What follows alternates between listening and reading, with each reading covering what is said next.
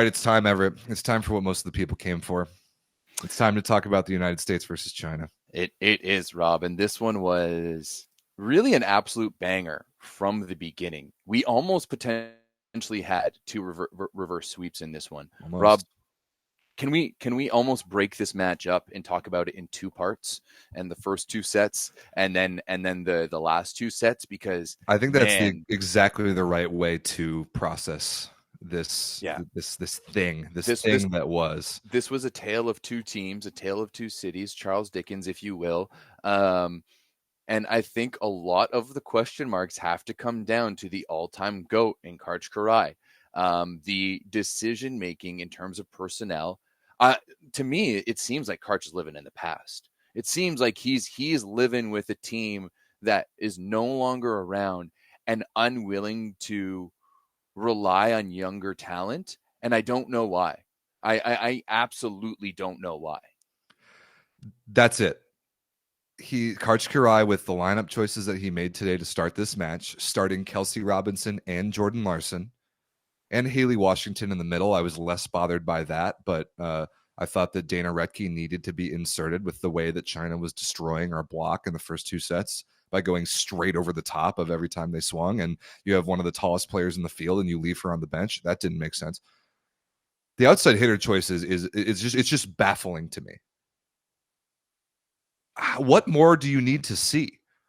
What more do you need to see than Catherine Plummer next to Kelsey Robinson play an entire season for Corneliana, which Karch Kiraly confirmed to my face when we interviewed him in Arlington, Texas during VNL, that he looks at that. He looks at club performances very carefully. He went over to Italy in person and saw Corneliano's playoff run. He saw directly the way that Catherine Plummer and Kelsey Robinson Cook played next to each other. What more do you need to see? This isn't Tokyo anymore. Everybody else in the world is completely different than they were in Tokyo 3 years ago, and we just refused to be for two sets and played some of the worst volleyball I've ever seen. And it was nothing but Karch Kiraly's decision-making.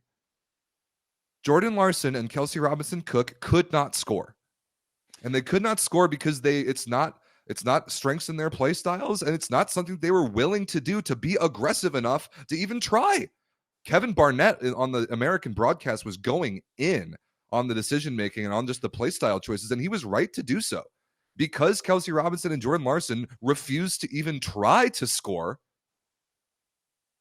China's block was absolutely all over us everywhere else. They had no respect at all for any of the attackers in the left side position. They only had to worry about blocking two areas on the court. And then to not even attempt to get Catherine Plummer in there until the beginning of the third set, using Avery Skinner off the bench before Catherine Plummer, is crazy to me. What more do you need to see? How much harder do you need to get stomped on by a team who's abusing you by your own lineup choices to make any changes?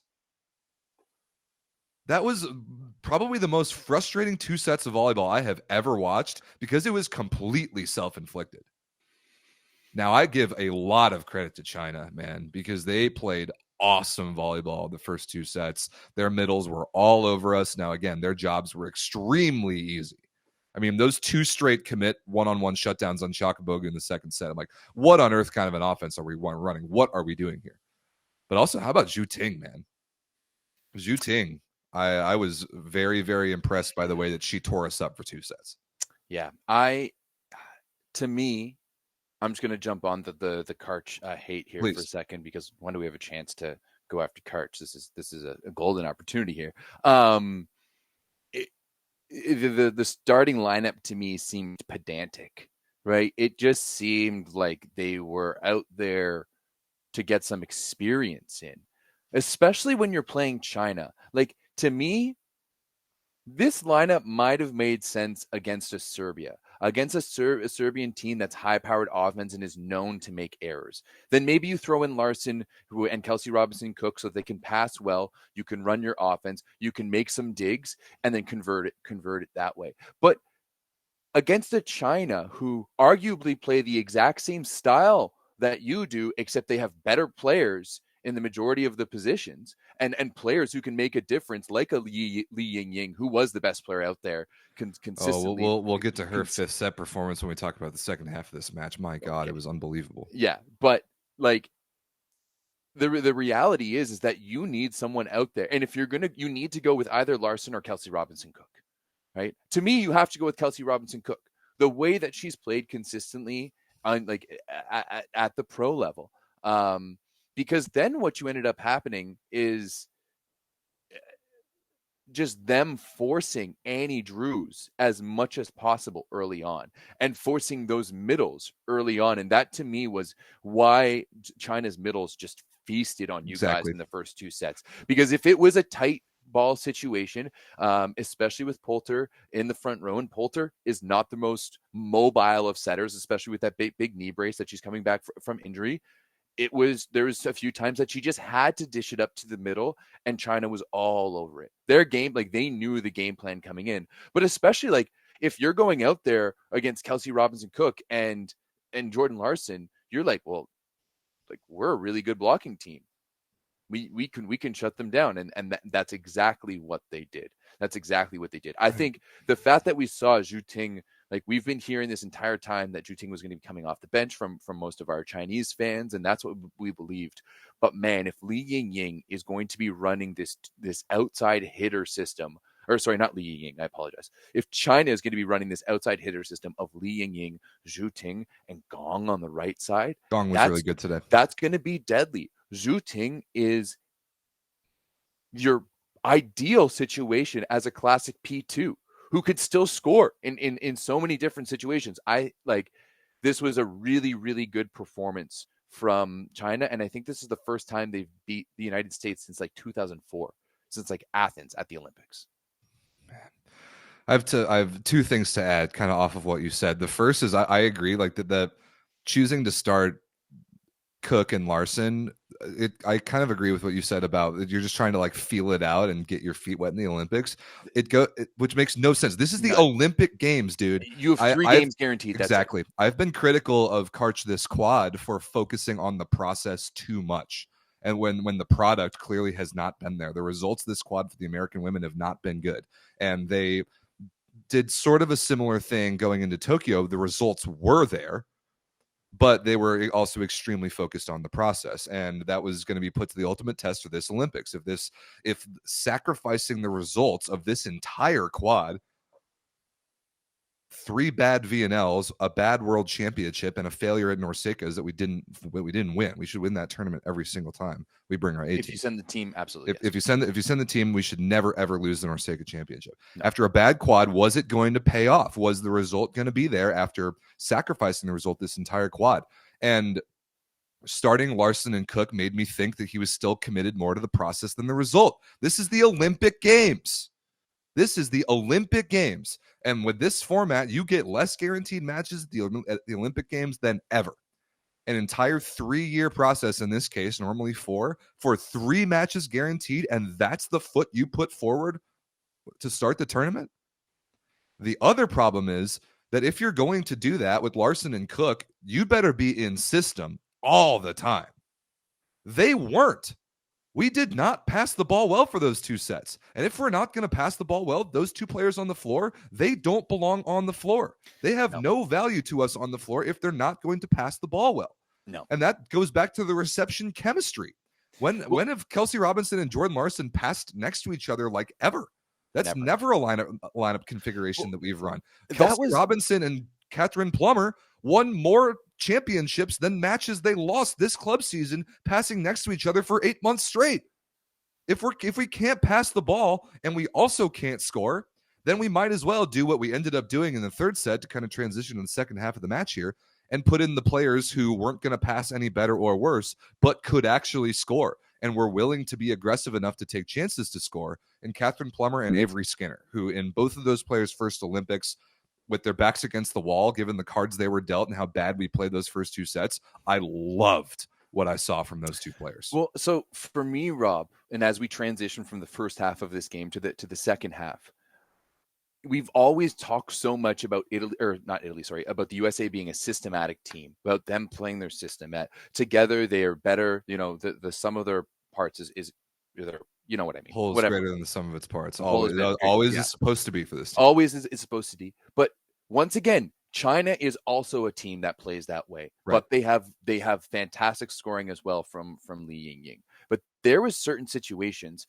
and where, especially in that second set, in that 8-point run, where they were like, Gong was getting easy tips over the block, or I think it was Li Yingying actually getting points with easy tips over the block, where Justine Wong Arantes, who was on the line, is pulling all the way back, and the right side attacker at the time, I'm pretty sure it was Thompson, was still sitting in 2. Yeah, our And off-speed defense is not good. It's stuff that like that needs to be your bread and butter that are taken up. And there's so many times that balls that maybe should have been up were just watched fall, and especially in those first 2 sets. I think the attitude change when you saw Avery Skinner and Catherine Plummer come in late in that third set was completely different. Then you saw the team have a little bit of edge. Us on the Discord, we were expecting Catherine Plummer to take that kind of like FU spot, I'm going to start swinging away. But surprisingly, it was Avery Skinner. Yeah. But to me, the big difference, the big difference in that set was the play of Justine Wong Arantes, because her ability to make digs that weren't getting done beforehand, make digs and make plays and keep rallies alive and pass better and just take advantage of the entirety of the court. She had 1 dig in the second set. Wow. One dig in the second set, and then she had 7 in the third. Wow. And to me, you could see the way that she was approaching the game, that she was disconnected in the third, and then she reconnected she was disconnected in the second, and then reconnected in the third. And she started making those little plays that we know and love her to make. And that, to me, bolstered the rest of the team. It gave them the ability, because that's really when kind of things turned around. Right. Avery Skinner was unreal with 8 she points was. And there's a relationship there with the way that things turned around, because not only did Justine Wong Arantes start to make those plays, but we had athletes on the floor that were willing to take the swings to capitalize on them. Yes. But before that, those first 2 sets, even if we got balls up in transition, Jordan Larson and Kelsey Robinson-Cook were tipping the balls right into the heart of the defense and getting nothing out of it. And because we finally had threatening attackers on the left side of the court and through the pipe to a little less degree, I actually wish we would have run that a little bit more. It allowed the offense to open up everywhere else. It's volleyball 101. If you have threatening attackers everywhere, it makes opposing blockers' jobs a lot harder, and it did.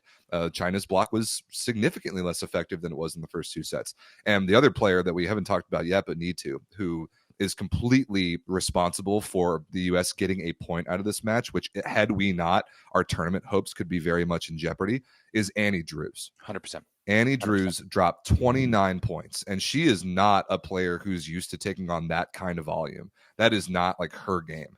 Dude, she was not good to start the match either, but she pulled herself out of it, ended up with 29 points, 26 for 51 attacking. That's 50% termination rate, which is exactly what we needed, and 353 efficiency plus 3 stuff blocks. That is one of the very best matches I personally have ever seen her play, and I've known Annie since freshman year of college at Purdue. She was awesome today. I'm going to push back on the fact that she wasn't great in the first 2 sets. She had 5 in the first, which led the U.S. in scoring, and she had 7 in the second. She was great in the second. The first set, she wasn't as good. I mean, she was the only American player scoring. And I think, once again, as we talked about it, the passing wasn't great. Poulter isn't that mobile, and she was hitting a lot of balls off the net and out of system, right? But she was consistently, like, her worst set she scored 5 points, right? Like, that's how it was. Of course, in the fifth, it was a little bit different. Actually, no, in the fifth, she still scored 6, right? It's like that's how, like, her worst set was the first set, and she still scored 5 points and was 4-1, 4 kills and a block. So I think she consistently was the best player. Now, one of the conversations that I think we have to have is Poulter or Carlini. Like, was Poulter good enough for you today? Because I No. thought she was very, very Uh, lukewarm, especially in transition. There yeah. was a lot to be left desired there for Jordan Poulter. Yeah, a lot of left side balls that weren't located well. They were too fast and they died low, and that's not a good recipe for especially Skinner and Plummer, who need a higher ball and can go up higher and get those balls against decently big blockers. And then the other thing is if you're trying to like quickly give a ball to the outside and overload a small setter who's blocking on the right side, that ball at least has to get all the way out so that you can hit that shot and score against her. And that wasn't really happening. Location was mediocre. Set choices were okay. We'll kind of see how she looks in the next game. Going forward, my opinion is that we need to start Plummer and Cook, because I think that Avery Skinner, while she was an awesome spark plug off the bench, I think once teams get a hold of film on her, she's going to start getting stuff blocked a lot. She was pretty one-dimensional in transition. It was very exclusively angle, and all it takes is for one team to realize that and move the block in a foot and a half, and she's going to start getting clamped on all those swings. So I want to see Plummer and Cook from here out. I really do, and I've been saying it literally all summer. I don't disagree with you. However, I think with the way Avery Skinner played, she wasn't great in that fifth.